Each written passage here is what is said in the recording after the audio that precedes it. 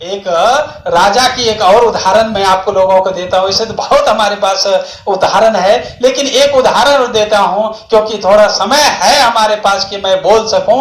एक राजा था, वो शिकार करने के लिए जाता है, और शिकार करने के लिए जब जाता है तो दुर्भाग्यवश वह ऐसी बस्ती में पहुंच जाता है भटक करके, जहां की डाकुओं का गांव होता है, डाकुओं की बस्ती होती है।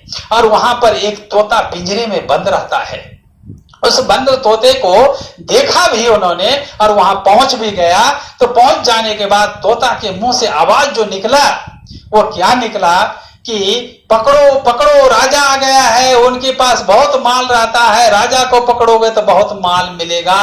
वह सभी जो चोर की बस्ती थी वो चोरों को आवाज लगाना शुरू कर देता है तोता कि कहां गए तुम लोग, जल्दी से आओ, राजा आ गया है, राजा को पकड़ो, इनके पास से माल मिलेंगे। अब राजा बड़ा घबरा जाते और घबरा करके वहां से घोड़े को चाबुक मारता है और तेजी से निकलने का प्रयत्न करता है। उस जंगल के रास्ते से तेजी से जब आगे बढ़ता है, एक आश्रम आता है और उस आश्रम में को जब देखा तो उस आश्रम में वो प्रवेश करने का प्रयत्न किया।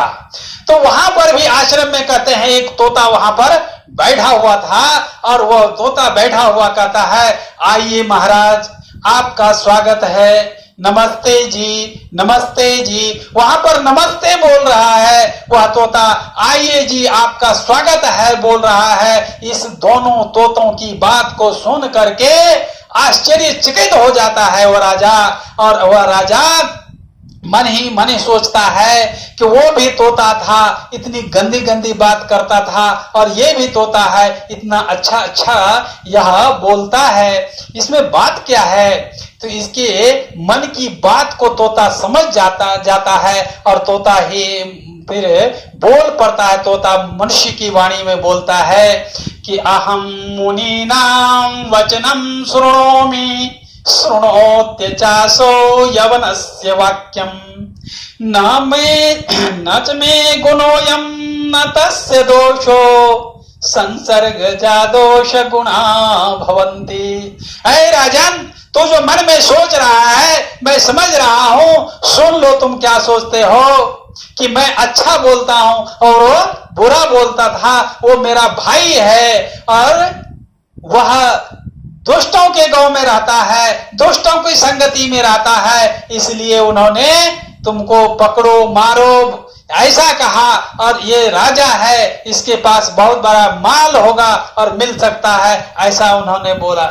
लेकिन मैं यहाँ साधुओं की बस्ती में रहता हूं, यहाँ पर रोज हवन होते हैं, संध्या होती है, वेद मंत्रों से ये गुंजायमान आश्रम होता है। इसलिए मैंने जो सीखा ये संपर्क से सीखा, इनके संगति से सीखा। ना तो उसका दोष है, ना मेरा दोष गुण है, ना उसका दोष है, ना मेरा ये गुण है। ये जो कुछ भी है वह संपर्क से, संगत से जो प्राप्त हुआ है वो उसका परिणाम है कि वह वैसा बोलता है। तो संगति जो है, अच्छी की संगति मनुष्य को ऊंचा उठा देता है। अच्छी की संगति मनुष्य को ऊंचा उठा देती है, और बुरी संगति करते हैं तो उतना ही पतन की खाई में गिरा देता है। इसलिए हर हमेशा अच्छे व्यक्तियों का संगत करना चाहिए, अच्छे व्यक्तियों का अनुकरण करना चाहिए। आज मैं एक और बात कहता हूं जो आपने आर्य समाज से जुड़ा हुआ है। वहां पर दिल्ली के पास एक रिवाड़ी जगह है, और रिवाड़ी में कहते हैं एक मुगला नाम का डाकू था। पूरे भारत में यह प्रसिद्ध कहानी है, और मुगला डाकू के नाम से लोग थर थर थर थर कहते थे। एक जगह पर डाका डालने के लिए चला जाता है, और उस डाका जिस गांव में जाता है अपने साथियों के साथ, वहां पर देखता है कि लाइट जल रही है, वहां पर माइक लगा हुआ है, और वहां पर कुछ तो आवाज हो रही है। अब कैसे जाएंगे उस गांव में? जाएंगे तो पहचाने जाएंगे क्योंकि लाइट जल रही है। तो मुगला नाम का जो डाकू था वो अपने साथियों को वहीं पर रुकाता है और कहता है मैं देख करके आता हूं कि यहां पर क्या हो रहा है, क्या इस गांव में डाका डाला जा सकता है या नहीं, कैसा सिचुएशन है, मैं वहां पर जाकर के देखता हूं प्रत्यक्ष। वहां पर वह जाते हैं, जाने के बाद देखते हैं कि यहाँ तो बहुत सारी भीड़ लगी हुई है लोगों की। यहाँ तो एक महात्मा जी हैं, वहां पर उपदेश कर रहे हैं और उपदेश को सुनने वाले श्रोता लोगों की भीड़ लगी हुई है। यहाँ पर लाइन में लगे हुए हैं लोग सब।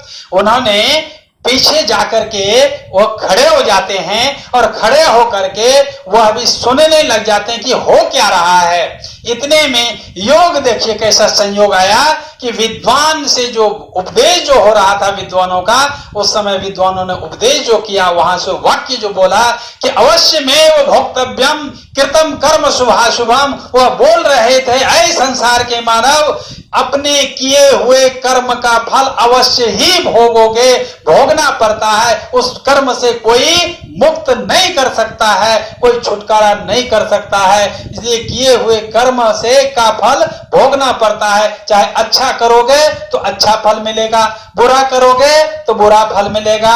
इसलिए इस चीज को समझ लेना चाहिए कि अच्छे और बुरे कर्म का फल हमें भोगना पड़ता है। इसलिए अच्छे कर्म करना, बुरे कर्म मत करना, नहीं तो दुख सागर में जाकर के गिर जाओगे। एक ही तो वाक्य इन्होंने यहां भी कहा और उस मुगला नामक डाकू के मन में इतना बेचैनी निर्माण कर दिया कि सत्संग समाप्त हो गया, तब भी वह जाने के लिए तैयार नहीं हो गया, नहीं हुआ। और सत्संग के समाप्त होने पर वह विद्वान के पास पहुंच गया और विद्वान के पास पहुंचते ही जब लोगों ने देखा तो खिसकना शुरू हो गया लोगों का, क्योंकि लोग जानते थे कि यह मुगला नाम का डाकू है और बहुत खूंखार डाकू है।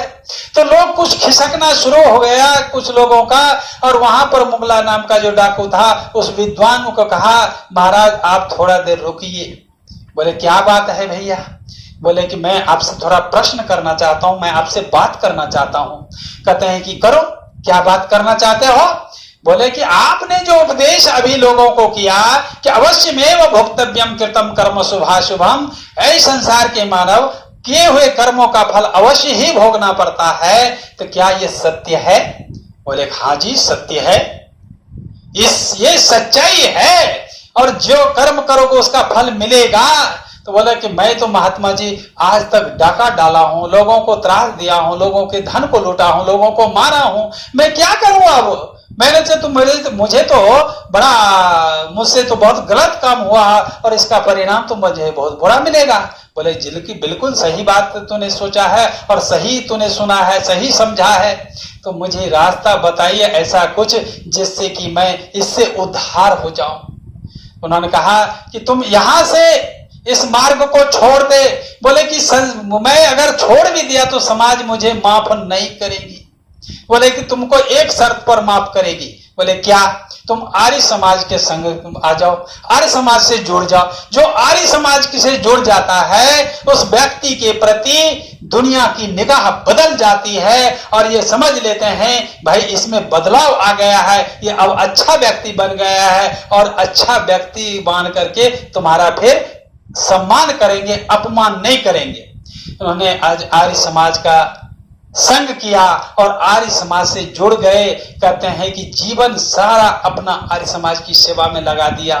वो प्रचार तो नहीं कर सकते थे, विद्वान तो नहीं थे, लेकिन आर्य समाज की सेवा में लगा दिया। इतना ही नहीं बल्कि कहते हैं उनके 2 बेटे थे और वो अपने दोनों बेटों को भी आर्य समाज में झोंक दिया और दोनों ही उनके बेटे, नाम में विस्मृत हो रहा हूं, याद नहीं आ रही है अभी, दिमाग में नहीं आ रहा है, नाम मैं जानता हूं, वो दोनों ने ही आर्य समाज की सेवा के लिए अपने आप को अर्पण कर दिया और कहते हैं दोनों बेटे भी आर्य समाज की सेवा की। ये है सत्संग का प्रभाव, ये है सत्संगति में जाने के से जो बदल होती है वो प्रभाव जो होता है। और यही ऐसे ही विद्वानों के जब संपर्क करेंगे, संगति में रहेंगे, तो उस परमपिता परमात्मा का हमें अधिगम होगा, उस परमपिता परमात्मा को हम समझ पाएंगे, जो परमपिता परमात्मा हमें इस संघ के माध्यम से रहते हुए हमें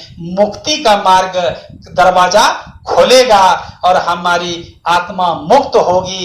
इस संसार में यह आत्मा मुक्त होने के लिए आई है, कर्म का फल भोगते हुए आगे मुक्ति को प्राप्त करना है, ऐसे कर्म करने के लिए आए हैं। तो वो हमें विद्वानों के संग से मिलेगा। तो सत का अर्थ मैंने 4 बताया। संग का अर्थ होता है अच्छी तरह से संग करना, ये नहीं बुरी तरह से। संगति तो किया, धोखाबाजी किए, साधु का रूप लिया और डाकू डालने के लिए साधु का रूप ले लिया, ये सब गलत बातें हैं। तो कहता है कि उनके विद्वानों के संपर्क से जो ज्ञान मिलता है उसका अनुकरण करना चाहिए। तो मैं 4 अर्थ सत्य का बताया, अच्छा, सत्य, परमात्मा और विद्वान। और संग का अर्थ होता है अच्छी, सम उपसर्ग है, अच्छी तरह से संग म्हणजे संगति करना। और आगे जो कौन करना, तो आत्मा ने करना। इस आत्मा को समर्पित करके करना। जिस समय आत्मा को साफ करके, दिल साफ करके, मन धो करके विद्वान का संग करोगे, उस समय हमारे जीवन का कल्याण हो जाएगा, कल्याण ही कल्याण हो जाएगा।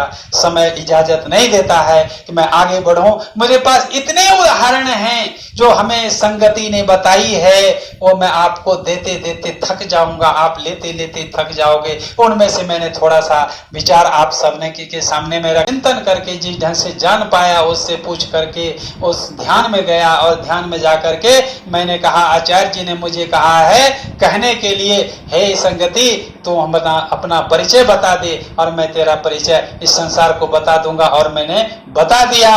मैं अब धारण करना आपका काम है।